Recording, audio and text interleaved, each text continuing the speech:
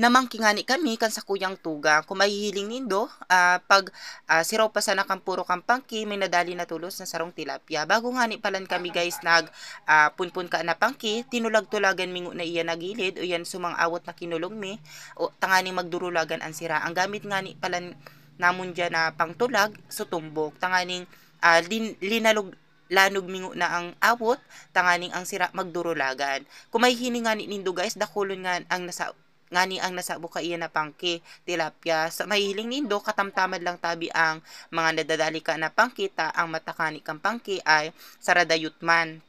Maugmahon nga ni palan ako diyan guys dakulon talaga ang nasubad namo na tilapia. Dahil nga sa mainit-init ang panahon, so mga sira nagirilidan tapos nagkakaon diyan sa gilid kang mga awot at syempre diyan na nag-istar sa mga tilapia. Syempre may mga haruan din diyan, kasili, karpa. Manglailain tabi diyan ang mga sira sa dam. Ayan. Kung mahihiling nindo, ang sakuyang pinsan nasa likodan na nakakulay blue na si Russell, siya tabi ang nagtatabang kay Michael tanganing ang sakayan ay dait palidon kang paros. Ayan. Kadakol talaga guys ang nasubad namon. Matulong kilo garo na iyo ang tigsira namon pag pang alas dosihan. Day katabi sa muya guys mabuburing kung mahigos ka yaon sana ang panira kaipuhan mo lang talaga maghigos tanganing makadakop kang tilapia. Ayan, duwa nga ni dyan guys ang nasubad namo na tilapia. Ayan, masira mo tabi yan guys natukan kagan kisampalok o kaya naman kibatuhan. Pwede mo po iyan landagon o kaya naman ay ibangot sa gulay na langka. Ayan. Matibay yung tabi iyan. Sanay na sa kuyang tugang maghali kang tilapia. Ayan. Medyo dakula tabi so nasubad kaya medyo haloy-haloy ang paghalikaan na tilapia.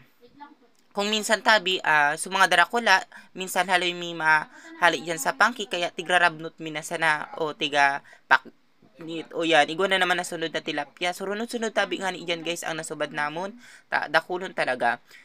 Siguro, so mga sira na kigkig, nagpararabas, kaya sobra gayud na kakigkigan, na maring, ay, nakasabo sa pangki. Salamat, dakol mi dyan ang nasubad na tilapia, na yaon ming maisisira sa pang-alas dosihan. Ayan. Si Russell palan guys, iyan sa kuyang pinsan, medyo harayuan na gauli. Ayan, kung minsan nagadyan sa harong, kaiba si Itot, ang sa kuyang tugang na bunso, na nagpapangki sinda pero may mag-ibahan. Sanay na sinda magpangki. Ayan. Sa pagpangki palang tabi guys, kaipuhan nindoy ka na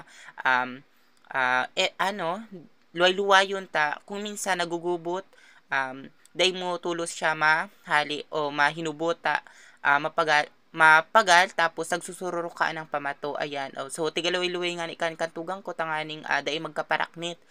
Iyo tabi yan guys na pangki manipis lang tapos saradayot ang mata at ang tansikaan saradayuton kaya madali mapaknit. Ayan. Tigahali na ni Itot ang tilapia pati si Russell duwa na sunasubad. Ayan. Nagbatak naman kang pangki. Ayan.